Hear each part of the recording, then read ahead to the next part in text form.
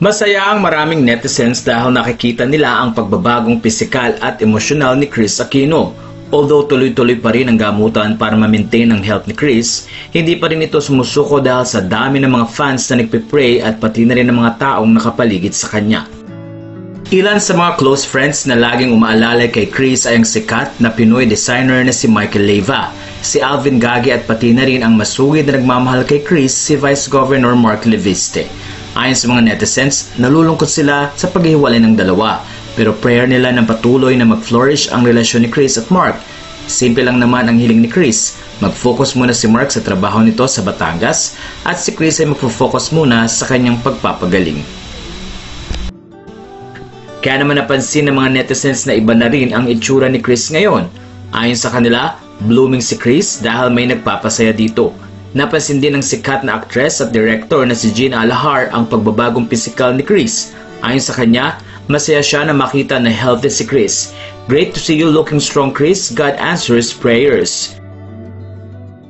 Pati ang dating The Voice Kids judge na si Apple the App ay nagbigay din ng mensahe kay Kris Aquino.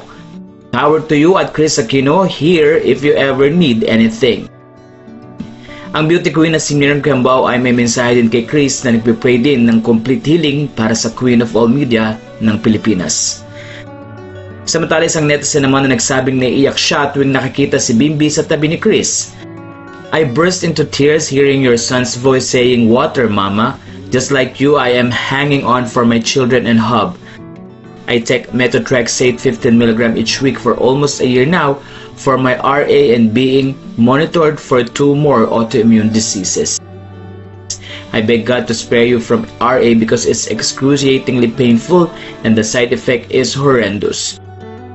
I am now in my 2nd week of flare-up and it's ruining my mental state. Sobrang nakaka-depress and reality that I'm becoming invalid. Laban pa, Kris, hugutan kita ng lakas." Sa puntong ito ay patuloy na prayers ang handog ng mga fans ni Kris para gumaling na siyang tuluyan. Marami ring mga tao ang sumusuporta at kahit papano ay nakikita ang lakas ni Kris at ginagaya at hinuhugutan din nila ito ng inspirasyon. Hindi lamang ang mga netizens pati na rin ang kapwa-artista ay patuloy na nagpipray para sa dating host at actress. As of now, marami din na nagpapasalamat kay Kris dahil patuloy itong tumutulong sa mga nangangailangan sa kabila ng maraming gastos dahil sa kanyang medication. Pero tila hindi ito alintana ng Queen of All Media. Ang mahalaga sa kanya ay maabot niya ang mga taong nangangailangan ng tulong. Well, ano po ang masasabi niyo sa story na ito? Please do not forget to subscribe and share your comments down below.